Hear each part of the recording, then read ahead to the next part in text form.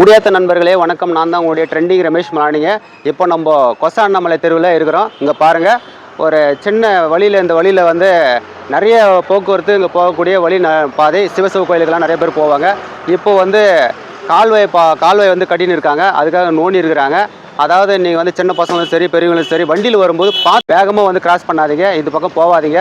மாற்றுப்பாதையில் போயிட்டு அப்படியே வந்து கோயிலுக்கு, சிவசிவ கோயிலுக்கு வாங்க இந்த பக்கம். அதே போல் வந்து பள்ளத்தில் இறங்குறேன்னு சொல்லிட்டு சின்ன சின்ன பசங்கள்லாம் வந்து யாரும் இந்த பள்ளத்தில் இறங்காதீங்க.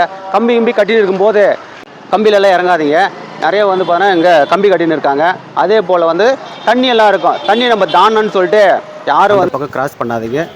பால் கடைக்கு போகிறவங்களும் சரி, அல்லது கோயிலுக்கு, முக்கியமாக கோயிலுக்கு போகக்கூடிய பக்த குடிகள் யாராக இருந்தாலும் அந்த பக்கம் போகிறன்ற பேரில் தாண்டி போகாதீங்க. தண்ணி போயிட்டுருக்கு. அதே போல் எல்லாமே அந்த கால்வாய் வந்து ரெடி பண்ணிகிட்ருக்காங்க. ஸோ கால்வாயை முடிகிற வரைக்கும் நீங்கள் பொறுமையாக வந்து மாற்றுப்பாதையில் நீங்கள் போயிட்டு சேஃப்டியாக வந்து பார்த்துட்டு வாங்க.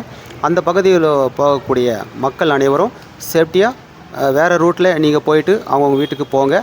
சேஃப்டியாக போங்க, சேஃப்டியாக வாங்க. இது போல் வீடியோ வந்து குடியாத்தம் முழுவதும் நீங்கள் தெரிஞ்சுக்கணுன்னா மறக்காமல் நம்முடைய சேனலை ஃபாலோ பண்ணுங்கள், ஷேர் பண்ணுங்கள். தேங்க்யூ. நான் தான் உங்களுடைய டிஆர்.